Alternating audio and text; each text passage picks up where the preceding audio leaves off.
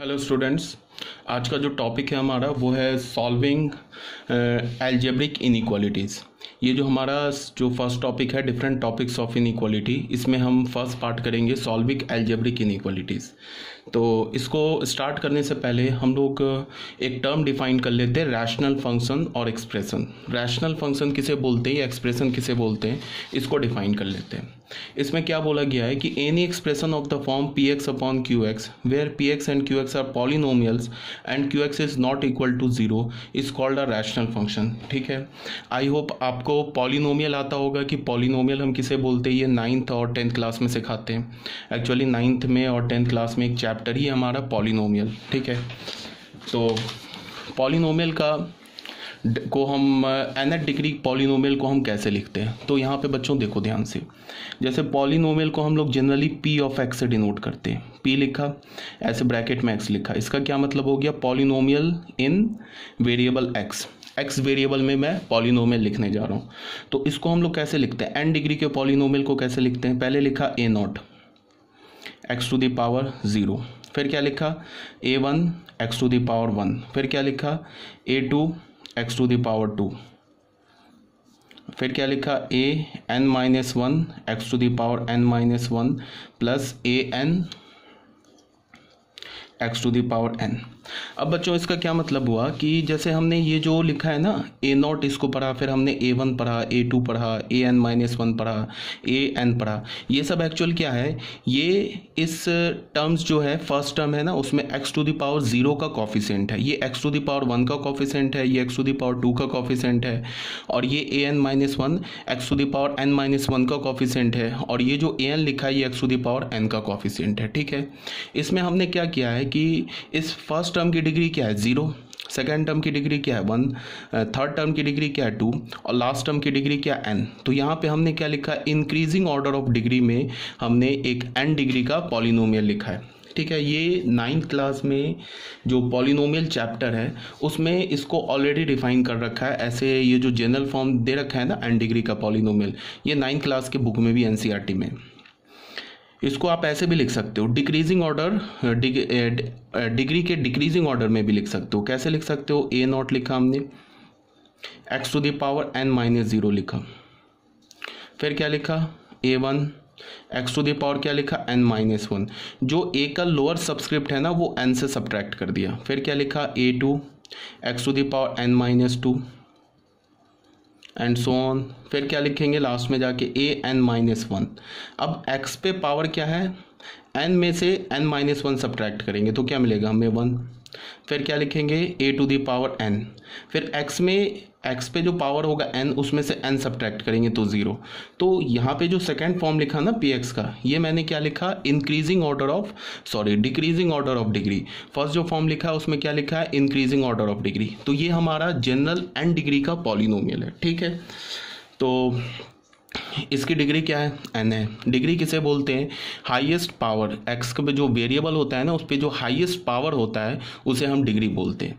और डिग्री जो होता है हमेशा नेचुरल नंबर होता है, नेचुरल नंबर बोल लो या होल नंबर बोल लो, वो निगेटिव या फ्रैक्शन नहीं होता है। ठीक है, जैसे कि हमने बोला कि फॉर एग्जाम्पल कुछ एग्जाम्पल्स ले लिए, जैसे हम क्वाड्रेटिक पॉलिनोमियल लिखते हैं, मान लो कि हमने px लिखा, एक क्वाड्रेटिक पॉलिनोमियल लिखा, तो क्वाड्रेटिक का मतलब क्या हो गया, डिग्री 2। इसको हम कैसे लिखेंगे, ax to the power 2 plus b x पे पावर 1 प्लस c, ऐसे लिख सकते हो। या इसको तुम ऐसे भी लिख सकते हो, a x to the power 2 plus bx plus c, x पे पावर तुम 0 लिख लो। तो ये भी हमारा पॉलिनोमियल इक्वेशन हो गया, या पॉलिनोमियल एक्सप्रेशन बोल लो ऑफ डिग्री 2। इसे हम बोलते हैं क्वाड्रेटिक पॉलिनोमियल। फिर आते हैं क्यूबिक पॉलिनोमियल। क्यूबिक पॉलिनोमियल की जो डिग्री होती है वो क्या होती है, 3 होती है। उसको हम कैसे लिखेंगे, px लिखा हमने लिखा a x to the power 3 plus b x square plus c x plus d लिख सकते हो, यहाँ पे x टू द पावर 0 भी लिख सकते हो। उसके बाद फिर एक हमने पॉलिनोमियल लिखा biquadratic polynomial. Biquadratic बोलने का मतलब degree 4, a x to the power 4 bx cube plus c x square plus d x plus e, ये हमारा क्या हो गया, बाई क्वाड्रेटिक पॉलिनोमियल हो गया। ये सब आप जो है ना 9-10 क्लास से जानते हो, इसमें कोई नई बात नहीं है, कोई हम लोग नई बात नहीं सीख रहे, ये ऑलरेडी आप जानते हो। जैसे कि अगर मैंने लीनियर कोई पॉलिनोमियल लिखा, लीनियर पॉलिनोमियल बोलने का मतलब डिग्री 1, उसका स्टैंडर्ड फॉर्म क्या होता है, ए एक्स प्लस बी। ये लीनियर पॉलिनोमियल, इसकी डिग्री क्या है, 1।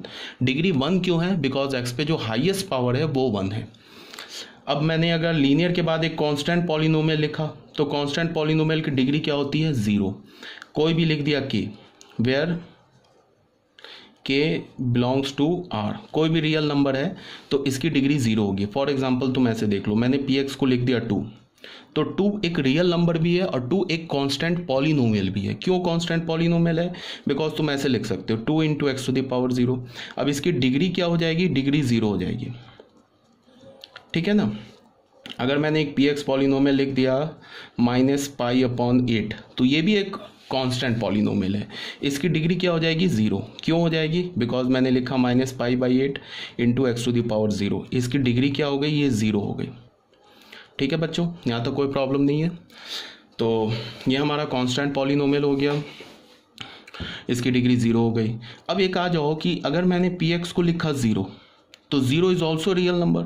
सो 0, मेरी बात को सुनो ध्यान से, 0 is also a constant polynomial, but 0 की डिग्री डिफाइन नहीं होती है। अगर मैं बोलूँ ना 0 की डिग्री क्या है, तो तुम बोलोगे कि 0 इज अ कांस्टेंट पॉलिनोमियल, ये बात तो सही है, but it's degree is not defined. क्यों नहीं डिफाइंड है, बिकॉज तुम 0 को क्या लिख सकते हो, x⁴, ये भी 0 के इक्वल होगा।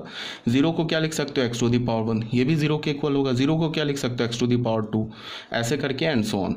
तो इसका क्या मतलब है कि 0 is a constant polynomial but it's degree is not defined. Degree जो है ना ये डिफाइंड नहीं है, ठीक है। तो यहाँ तक आई थिंक कोई प्रॉब्लम नहीं होनी चाहिए। तो ये हमारा हो गया कांस्टेंट पॉलिनोमियल। तो पॉलिनोमियल, अब हम लोग रैशनल फंक्शन में, मैंने क्या बोला यहाँ पे कि रैशनल फंक्शन क्या होता है, any expression of the form px/qx where px and qx are polynomials and qx is not equals to 0 is called a rational function. कोई भी फंक्शन या कोई भी एक्सप्रेशन जिसमें न्यूमरेटर में एक पॉलिनोमियल हो, डिनोमिनेटर में एक पॉलिनोमियल हो, बट डिनोमिनेटर का जो पॉलिनोमियल होगा ना वो 0 नहीं होना चाहिए, उसे हम क्या बोलेंगे, रैशनल फंक्शन बोलेंगे, ठीक है। तो जैसे फॉर एग्जांपल मैंने क्या लिखा, f(x) is equal to x - 3/x² + 1, ये एक रैशनल फंक्शन है। क्यों रैशनल फंक्शन है, बिकॉज x - 3 एक लीनियर पॉलिनोमियल है, x² + 1 एक क्वाड्रेटिक पॉलिनोमियल है, तो ये पॉलिनोमियल अपॉन पॉलिनोमियल के फॉर्म का है, और इसका डिनोमिनेटर जो है वो क्या है, वो भी 0 नहीं है। तो अगर मैं पूछूं कि f(x) क्या है, तो तुम बोलोगे f(x) is a rational function. फिर देखो सेकेंड में f(x) को हमने क्या लिखा, x² - 9। अगर मैंने इतना ही बोल दिया तो x² - 9 न्यूमरेटर में क्या हमारा एक क्वाड्रेटिक पॉलिनोमियल, डिनोमिनेटर में कुछ नहीं लिखा है, इसका मतलब 1 है, तो 1 is also a constant polynomial. Polynomial तो है ना, तो ये क्या हो गया, ये भी पॉलिनोमियल अपॉन पॉलिनोमियल के फॉर्म का लिखा हुआ है, so it is also a rational function. अब आ जाओ f(x), इस f(x) को देखो, ऊपर क्या लिखा है, क्वाड्रेटिक पॉलिनोमियल, नीचे क्या लिखा है, क्वाड्रेटिक पॉलिनोमियल, तो ये भी पॉलिनोमियल अपॉन पॉलिनोमियल के फॉर्म का है, so it is also a rational function, ठीक है। तो आई थिंक आपको रैशनल फंक्शन हम किसे बोलते हैं वो क्लियर हो गया होगा। एक बार और, रैशनल फंक्शन जो होता है वो पॉलिनोमियल अपॉन पॉलिनोमियल के फॉर्म का होता है, वेयर डिनोमिनेटर में जो पॉलिनोमियल होता है वो 0 के इक्वल नहीं होता है, ठीक है।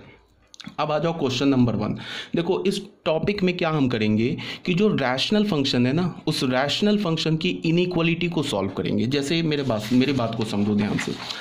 जैसे मान लो कि हमने Rx कोई रैशनल फंक्शन ले लिया, Rx हम लोग जनरली रैशनल फंक्शन को Rx से रिप्रेजेंट करते हैं, तो इसको हमने क्या बोला, Rx हमारा कोई एनी रैशनल फंक्शन है। क्या हो गया, ये एनी रैशनल फंक्शन है।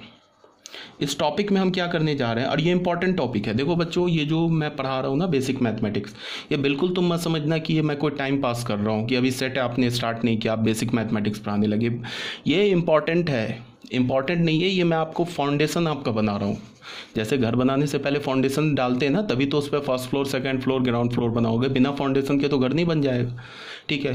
तो अगर तुम सोचोगे कि अभी घर बनना है, स्टार्ट नहीं हुआ, अभी तो नीचे ही कंस्ट्रक्शन का काम चल रहा है, तो वो बात सोचना तुम्हारा क्या बेफजूल होगा ना, बिकॉज ये सबसे इंपॉर्टेंट है जो अभी तुम्हें पढ़ाया जा रहा है बेसिक मैथमेटिक्स। ये हम लोग एज अ ABCD यूज़ करेंगे, बिल्कुल एलिमेंट्री टूल्स की तरह यूज़ करेंगे आगे के सब्सिक्वेंट चैप्टर्स में, ठीक है। तो ये बहुत इंपॉर्टेंट है।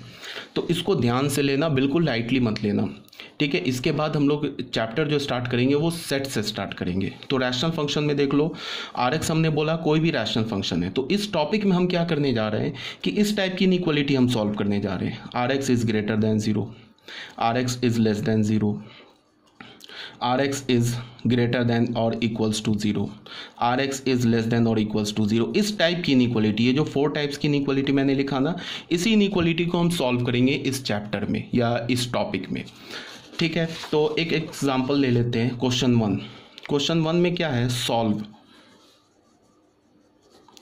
x² - 9 इज ग्रेटर देन 0, ये लिखा हुआ है।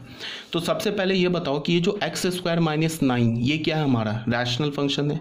क्यों? बिकॉज x² - 9 ऊपर क्या हमारा क्वाड्रेटिक पॉलिनोमियल, नीचे कुछ नहीं है तो 1 क्या है, कांस्टेंट पॉलिनोमियल। तो ये पॉलिनोमियल अपॉन पॉलिनोमियल के फॉर्म का है, उसको हमने ग्रेटर देन इक्वल्स टू 0 कर रखा है। इसका क्या मतलब है, ये एक रैशनल फंक्शन है। अब इसे हमें सॉल्व करना है। तो सॉल्व करने का क्या मतलब है, अगर मैंने बोला ना कि solve x² - 9 is greater than 0, इसे सॉल्व करो, इसका मतलब क्या है, इसका ये मतलब है कि हमें x की वो सारी वैल्यूज़ बतानी है, वो या ऐसे बोल लो हमें x के वो सारे वैल्यूज़ का सेट बताना है जिसके लिए ये रिज़ल्ट ट्रू हो जाए, जिसके लिए रिज़ल्ट ट्रू हो जाए, ठीक है। अगर इन्फानाइट x का वैल्यू आ रहा है तो वो इन्फानाइट x का वैल्यू लिखना है, उस इन्फानाइट x के वैल्यूज़ का सेट लिखना है जिसके लिए ये इनइक्वालिटी जो है ना ये ट्रू हो जाए, मतलब ये इनइक्वालिटी होल्ड कर जाए। किसका सेट लिखना है, x का सेट लिखना है जिसके लिए इनइक्वालिटी होल्ड कर जाए, ट्रू हो जाए। तो सॉल्व करने का ये मतलब है। जैसे फॉर एग्जाम्पल देखो, फॉर एग्जाम्पल हमने ले लिया पुट, हमारे पास क्या लिखा है, x² - 9 इज ग्रेटर देन 0। हमने क्या किया, put x is equal to 1 put किया। तो हमने क्या किया, 1² - 9 इज ग्रेटर देन 0। तो यहाँ से हमें से क्या मिल गया, -8 इज ग्रेटर देन 0। ये तो हमारा फॉल्स मिल गया, फॉल्स मिला ना। -8 तो क्या होता है, लेस होता है ना 0 से, तो ये हमें फॉल्स मिल गया। इसका क्या मतलब हो गया, x is equal to 1 is not the solution, not the solution of the inequality या rational inequality x² - 9 is greater than 0। मेरी बात आई समझ में, x is equal to 1, ये हमारा x² - 9 is greater than equals to 0 इसका सॉल्यूशन नहीं है, ठीक है। फिर हमने क्या किया, put x is equal to 2 put किया। फिर हमने पुट किया तो क्या मिला हमें, 2² - 9, तो ये क्या मिल जाएगा हमें, 4 - 9, ये क्या मिल जाएगा, -5 which is not greater than 0। ये ऐसे लिखने के बाद ऐसे क्रॉस करने का मतलब कि -5 जो है वो 0 से बड़ा नहीं है, एक्चुअली -5 0 से छोटा है। तो इसका क्या मतलब हुआ, this implies that x is equal to 2 is not the solution of the inequality. ये x इज इक्वल टू 2 जो है ना, ये इस इनइक्वालिटी का सॉल्यूशन नहीं है।